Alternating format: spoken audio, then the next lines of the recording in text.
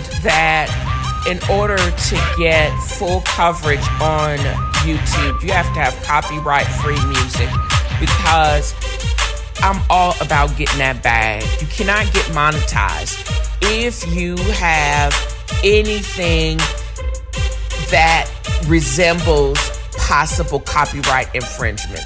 Therefore, I had to change my intro. Hey y'all, this is 2022, a new year, a new time for podcasting. And I had to get a funky beat to basically express what I want to put out in the atmosphere. And this is TNFro. I'm back again. I'm a social critic, thought leader, but I'm more reclusive and cranky. But I want to read, watch, cook, and just share all things that make me happy. My wish is that this increases the curiosity of the listening audience to come back for more and to share with friends. I want 1 million unique listeners and downloads. I want Creative Quality Millie to be known around the world. Won't he do it? Yes, he will. So if you're listening to me on YouTube, click subscribe. Tip a sister. And I just want to thank you guys for listening. And enjoy and get your bop on. Copyright free.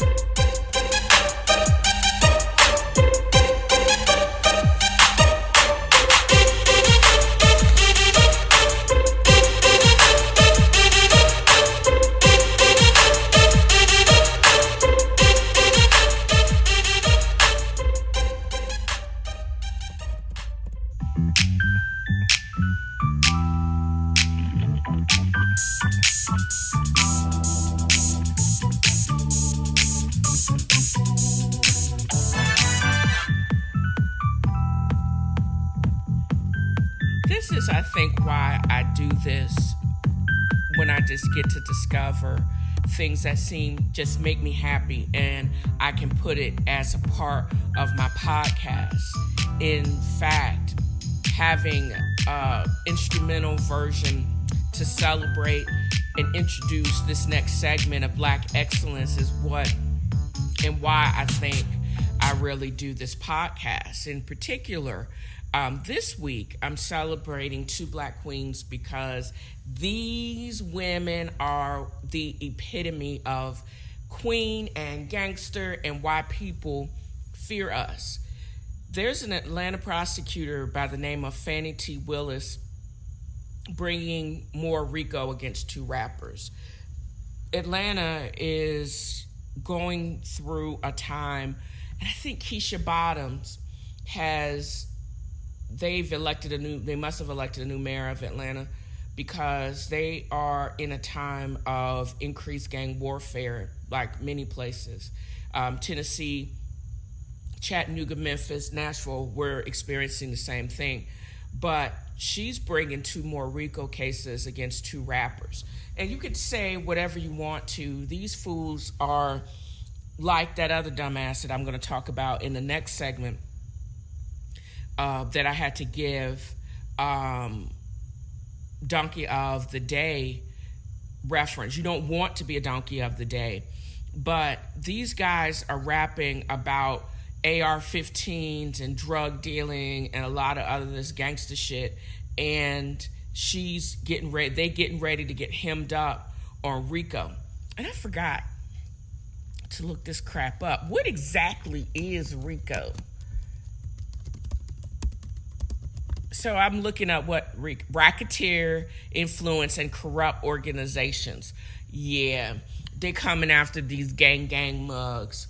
And what is a RICO charge?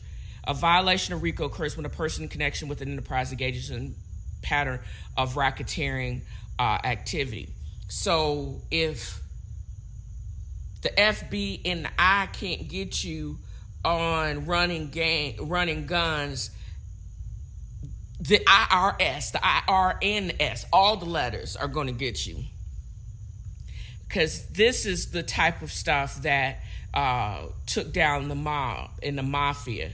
and these mafia wannabe mugs are getting ready. A black woman's coming after them, just like that black prosecutor in New York. If coming after Chump, if it's not dismantled by a corrupt few willing to continue to protect his stupid butt.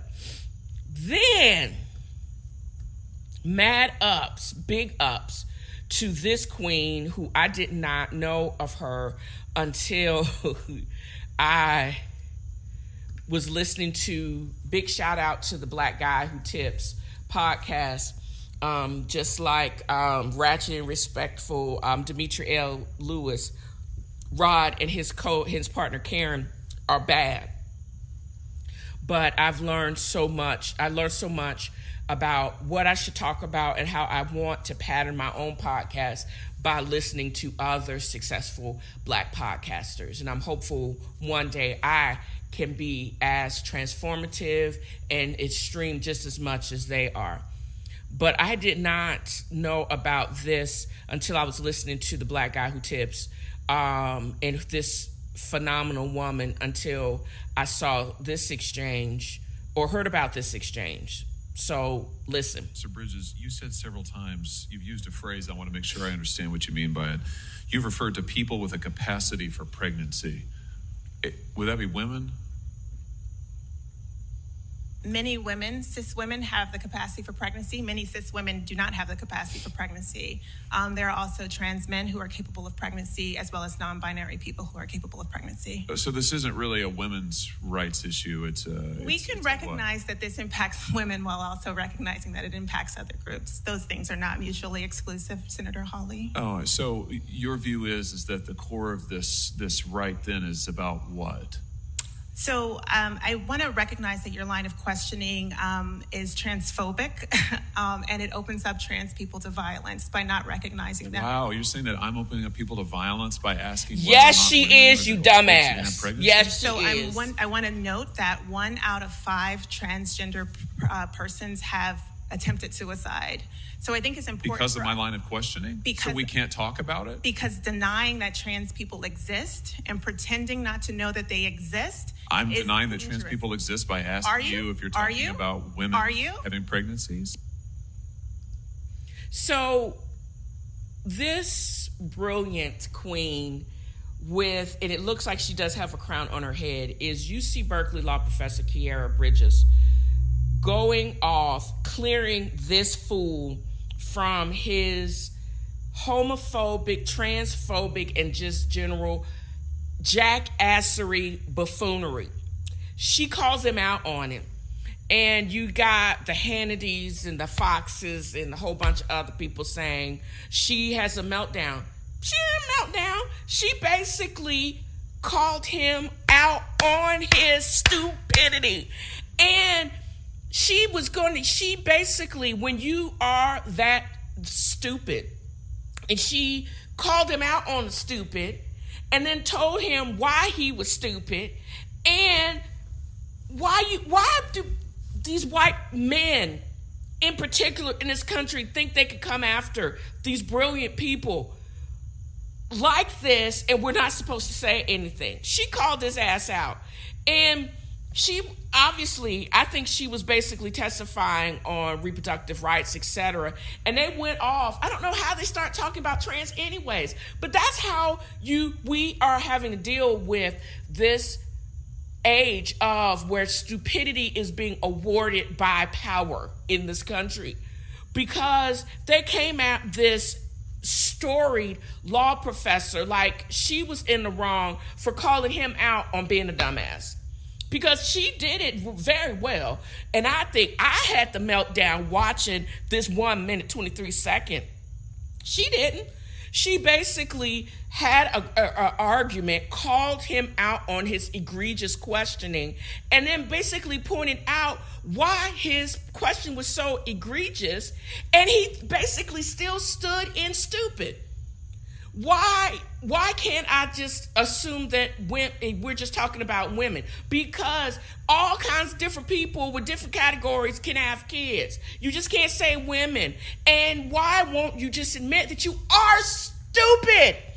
There are just so many stupid people in positions of power in this country that it is just so beguiling to me that people like his dumb, opie-looking ass still have their position and they still get to talk.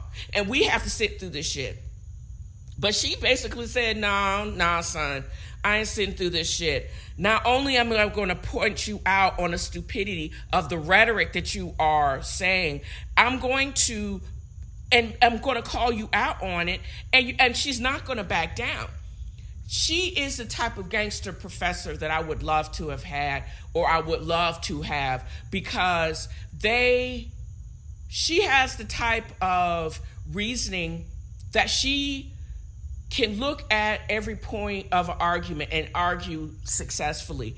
That to me is, and I think she would be able, the way she eloquently checked him, I think she would be a badass prosecutor or even a defense attorney, because she could come at it from different angles and get the information and present the argument very eloquently.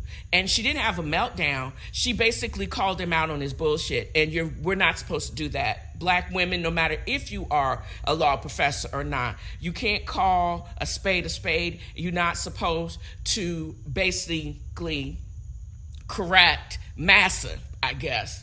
So, but she did it brilliantly, and that's why I'm celebrating her, because she would not tolerate the Josh Hawleys of the world are not going to come at this woman like she's crazy.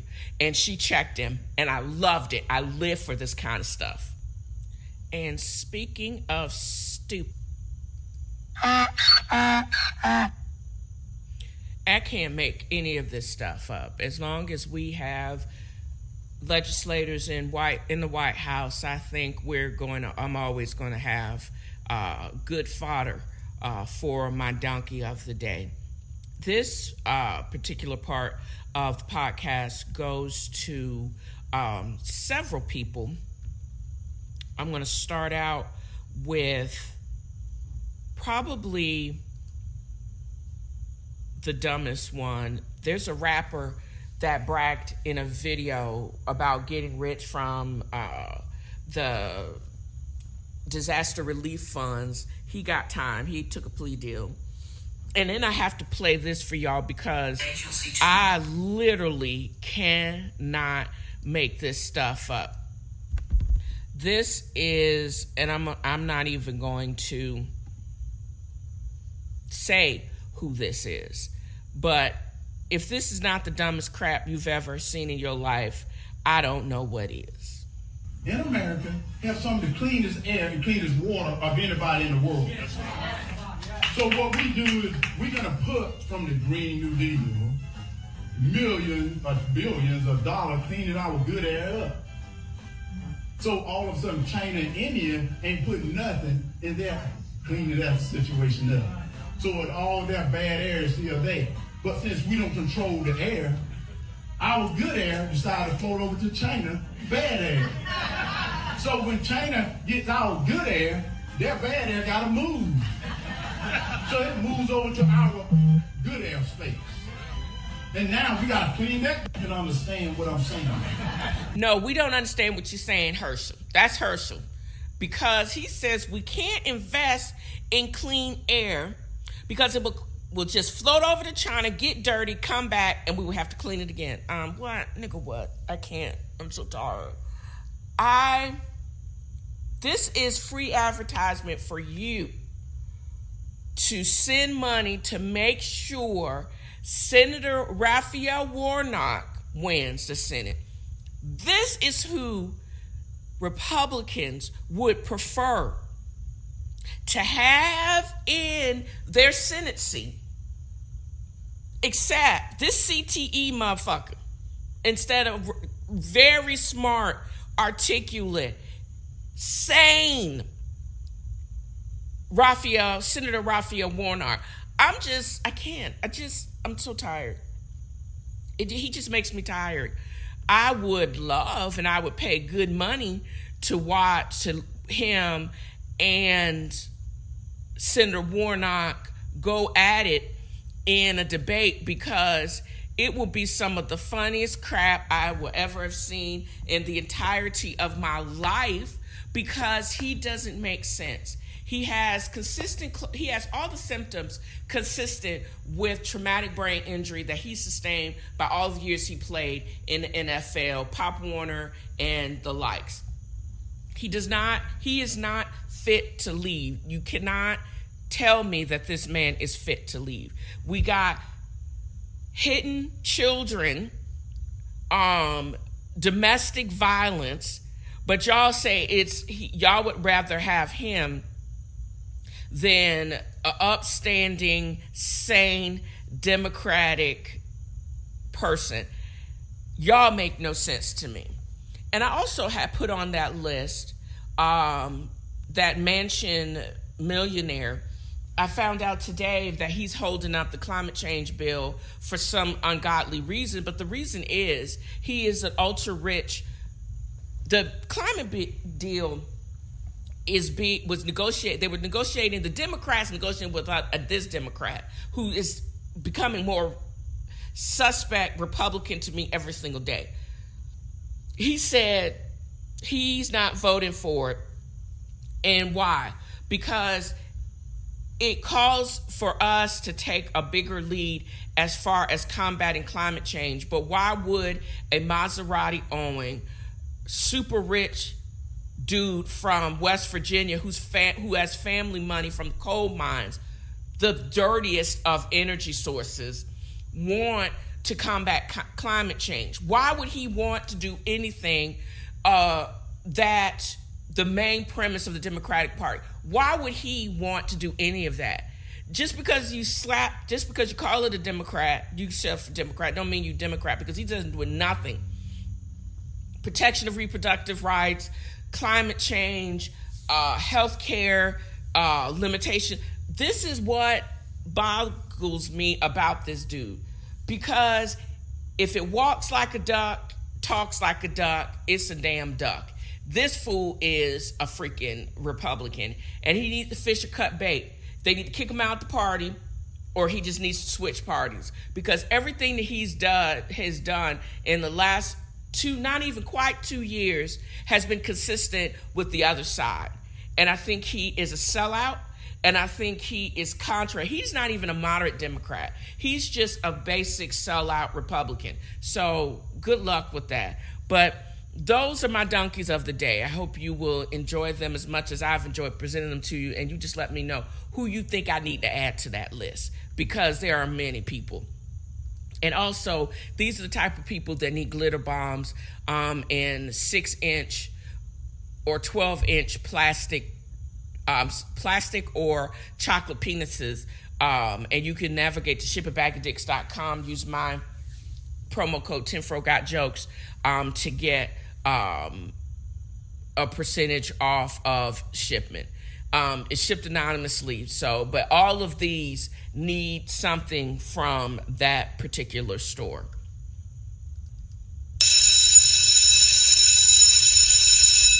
That's right, school's in session. And I'm starting this segment because I hate repeating myself, and I don't feel it necessary that I have to be the Black representative of Black people wherever I am, because that's why I don't go anywhere. I don't hang out with people, because it is very obvious that I don't know if at this point in my life, and I'll turn 51 next month, if you have not been around steady Black people up until this point, I'm probably not the best representation, because I just don't have the patience to teach anybody. But I'm getting ready to start these Black Lessons 101. I'm a big P-Valley fan, and this is not Uncle Clifford's rules, but it's pretty damn near close to it. We have to live by a whole code, and at some point I'll talk about code switching. There's just some stuff that we're not going to do. We're not, and we shouldn't do. We are not going to shoplift for sport. there's no reason behind that, because any infarction is almost an automatic death sentence to Black people. I don't waste my time at this stage reasoning with stupid, because I have better things that I could do. I could be taking a nap. I could be going to the bathroom. I could be walking my dog. I could be doing anything else besides trying to make sense out of nonsense. I'm not going to do that. As I said, it's a dangerous breathing while Black, because I can get shot up in my own home, or if somebody perceives that I'm a danger to them, before they blink, they'll shoot my ass up 46 times, even though I'm unarmed. So I can care without carrying everything. I call it limited empathy. I have a lot of living to do. I have a lot of complaining to do. So I'm not going to get caught up in somebody else's drama. I care, but I can only do but so much if you are only going to act right. You know what I mean? So we have to be our own health advocates. My sister is going through a health crisis now, and it's like nobody's listening to her. They blow it off. Or if she's like, oh, the Black people that know, they only tell part of the story. So one, you got to be your own health advocate, because nobody's really checking for us. So you got to give a clear and concise story to make sure that you get the care that you absolutely need. Even in places where care is available, there's still a disparity because people they just don't think outside the box, and they don't want to get to the bottom of things. Just gloss over and send you back to your PCP when they miss obvious signs of distress. Lest we forget, no matter how much money, disease, houses, cars, I'm still just a Black woman living in the U.S.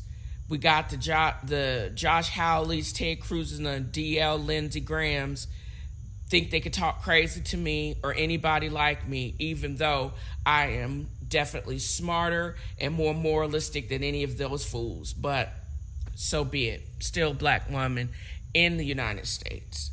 And this is one of the reasons why they think they can come at me crazy, because they think they are justified in it because nobody checks them. But that's one of the reasons why I'm so guarded and closed. I don't trust unmelanated people at all, and other people that even look like me, Overseer Thomas and the likes of him. That's just my reality. And I don't have to, and I'm tired of explaining that to people. So I'm hoping that this will get people, I'm just going to have to refer them to this podcast, because this is why I am the way I am. And we got all of these examples, and no amount of time that you spend telling me that you're an ally, blah, blah, blah, I'm not going to care, because I'm not going to. Butterfly in the sky, I can go twice as high. Take a look, it's in a book, a reading rainbow. I can go anywhere. I don't recall any episodes of that show, Reading Rainbow, before LeVar Burton took it over that I actually listened to. And I'm only aware of it because of LeVar Burton, but also because of Karen and Rod from Black Guy Who Tips. So big shout out to the Reading Rainbow theme song, and it's a great introduction or segue into this next section, because the whole premise of my podcast is called TNFro is Reading. What am I reading this week? This past week, I've done a lot of posting on my blog, dalesangelsinc.blog, and this past, I think it was Wednesday, because I didn't post on Thursday because I was so traumatized by a conversation I had with somebody that basically spun me out a little bit. And I hate that when that happens, when somebody can take you off of your grind or your groove. But I turned off the morning news, and it basically freed up a lot of time. And I'm finding that the CBS Morning News, they're not the only ones that are getting off on this violence porn. I really did not need to see or hear the video of the Uvalde school shooting. I kind of suspected it existed, but because I knew they had an upgrade on their system. They had gotten grant money to improve the security, quote unquote, security system, which I included video, as well as that's what funded. That school system has its own police crew that basically didn't do anything. And the reality was much worse than my imagination. I was concerned. It was edited, and they edited out because those kids were screaming. The guy goes into the school. You can see him with his AR-15. I was appalled at them standing in the hallway while not even 30 feet away, those little babies were screaming in pain and for their lives, and the teachers. And there's nothing that makes that right to see. My heart is still breaking for that community and those families. We got to do better, and my heart is just breaking. We just got to do better, and I don't know. The only thing that's going to change it, I don't know if it's policy going to need to be changed, but we damn sure don't need a bunch of sicko 18, 19-year-olds running around with automatic weapons. I'm just saying, y'all. So I turned on my Spotify, and I started listening to this past week's episode of another podcaster, Demetria L. Lucas from Ratchet and Respectful. And she had another, I guess, was on it, Mr. Will Jawando, running for re-election for Prince George County County Council. His new book, My Seven Black Father, is one of those rare books that is written from a place of vulnerability, but at the same time, it gives us hope in a time where Black men and people in general are so stigmatized. He tells a story of his own Black father, Nigerian immigrant, who was absent, but he still had a big presence in his life. Because he was estranged from his father, he was also estranged from his Black heritage. But it took another Nigerian immigrant to not only get him back to his roots, but also so he could reconnect with his father towards the end of his life. He talks about a best friend, the cool kid that got him through, and how he ended up losing his life because he got caught up in the drug game. He talks about his only Black teacher, male teacher, which are unicorns. They make up less than 2% of the teacher population. And it brought back memories of Mr. Barcliffe and Mr. Fuller, my two Black male teachers in high school. Actually, Mr. Fuller was U.S. history, and Mr. Barcliffe taught me how to round numbers when I was in the third grade. But I didn't know that these men were unicorns. They scared the crap out of me, but big ups. It also brought to mind my own complicated relationship with my own father, and a loss that I never got to really get to know him as an adult and as his life had gone through changes. He also had great famous mentors like Barack Obama, who he stalked when he was a senator until he landed a position in initially the Senate office, and then as I don't know if he was a consultant or one of his aides when he went to the White House, and how approachable he was at that time. And to a certain extent, he still is, because I suspect they still have a relationship. I appreciate, again, as I said, with the stigma of walking while Black is so rampant in this country, it was just so refreshing finding this book, and also that these types of books are available to us. And I will continue to increase or improve my own reading selections, subjects, and just enjoying the creativity for everyone across the diaspora. I'm so interested in learning more about Ghana and even Senegal and Nigeria. My roots, according to 23andMe, are from those areas. And I'll share it with anyone else that is willing to examine it. But don't expect me to be the overall teacher beyond what you hear on my podcast, because I just don't roll like that. And again, I'm cranking and I'm just don't feel like it. But anyways, the book, My Seven Fathers, is available for immediate purchase on my bookshop.org online bookstore far from Beale Street. Check it out, buy it, a sister get a cut, instead of navigating to Amazon and Jeff Bezos and them just getting richer. Hook a sister up.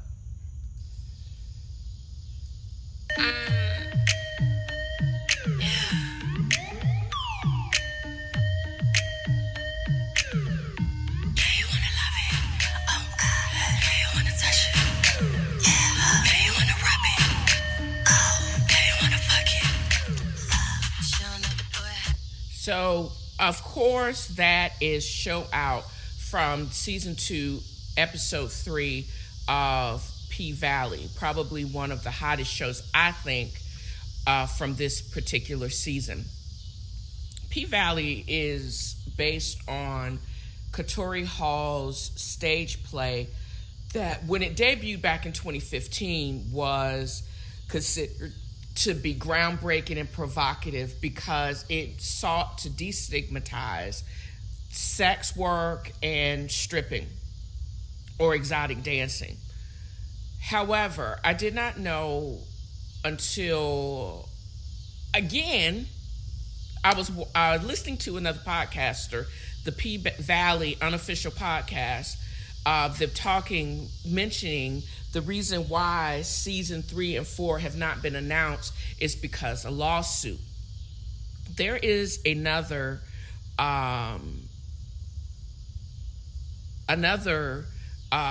person that, let's see, is it Nico Gilbert, that produced a stage play called Soul Kittens Cabaret starring Faith Evans and Fantasia back in 2011. I went back and forth. First, I followed Katori Hall on Twitter, as well as most of the cast of P-Valley, because I'm completely obsessed with Jay Alphonse, which is Lil Murder, Nico Anand, which is Uncle Clifford, Mississippi, oh, that's Shannon Thornton. I think, is that all I followed? Oh, and I don't know if Lepley, which plays Diamond. So she alleges that P-Valley is a direct ripoff of her Soul Kittens Cabaret. Now,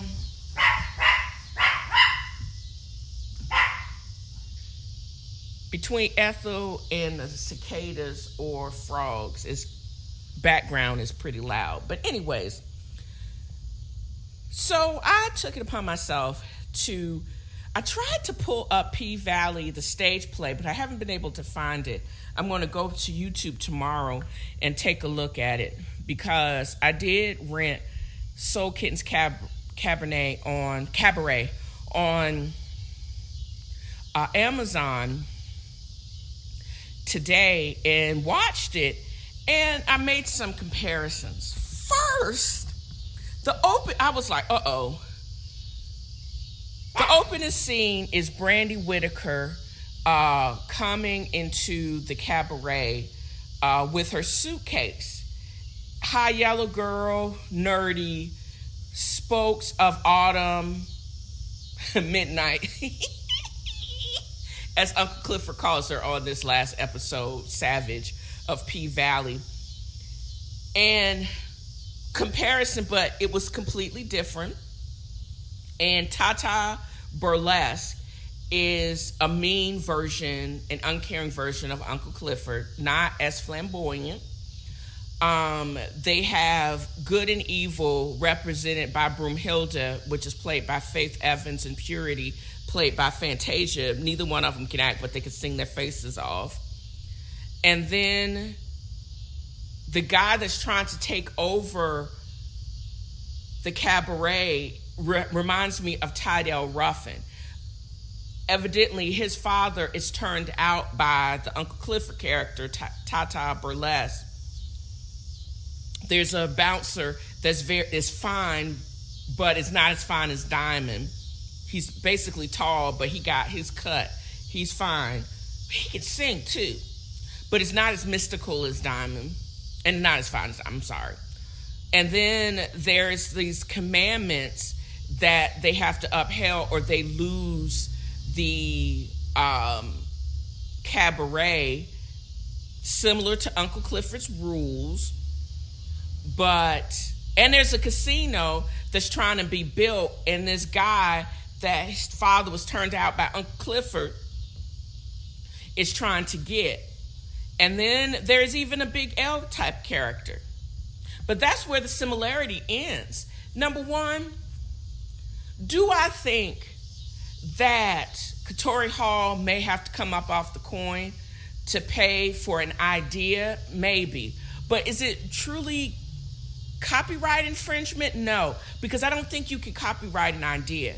I am one of those writers that I get inspiration to write characters and storylines about something that I've seen.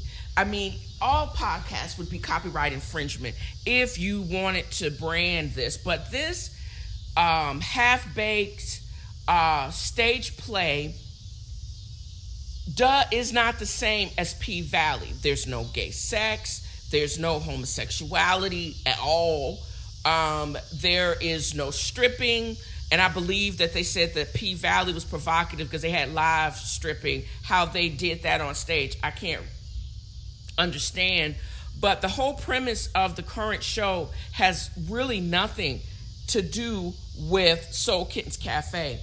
This is a very PG version of what P-Valley is. They could have taken it to the nth level. There's no nudity. There's some cuss words, but that's it. It is nothing like P-Valley that I see and watching again for the 88th time. I can truly say that every time before the next episode drops, I rewatch first season up to second season, whichever episode. And I've done that repeatedly. But will I watch this Soul Kittens Cabaret? Hell no. Because number one, as I said, the acting sucks. I don't like the storylines. I think it's stupid. Anything with this much of a religious slant, good and evil, blah, blah, blah. Nah, it's not. As I said, this is the PG version of the Triple X P-Valley. And I think you can't really copyright an idea, but it is obvious that she based some of the characters on and some of the themes on.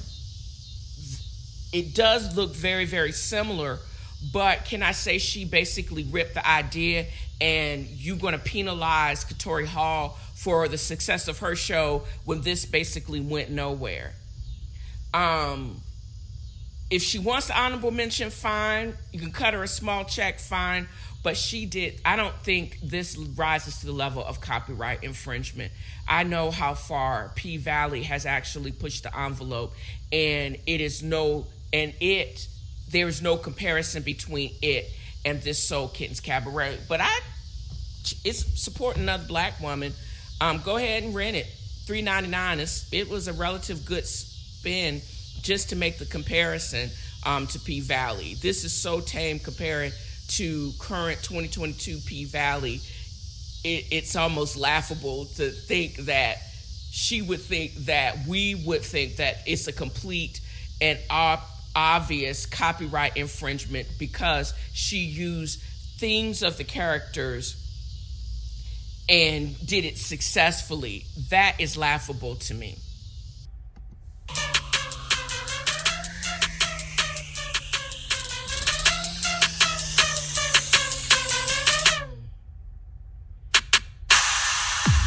So that's how we're going to end this episode. And I'm going to end it with a positive word. I used to scoff at people making this statement because of its simplicity, or maybe because it sounded more like an admonishment that I was being everything but kind. But then when I started investigating it for myself, that's when I realized that I was confusing politeness with kindness. Politeness is a fake, superficial manner in which there's no required investment, no self-reflection. But being kind is an adjective.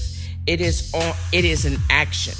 If you're kind to yourself first, it's like exercise memory. You will continue and be kind to others. Let that sit with you for a while. I'm going to try to be kind to myself. I'll be kind to others. It's very simple, and you got to repeat it. Lean into the spirit of a new year by counting your blessings, giving to others, and spreading happiness. I know I will. And this episode, or this podcast, is my means to spread joy and happiness and light and enlightenment. There's so much going on with aggression and just meanness. But if I can leave you with one small positive thought, start your day with that can change everything for you.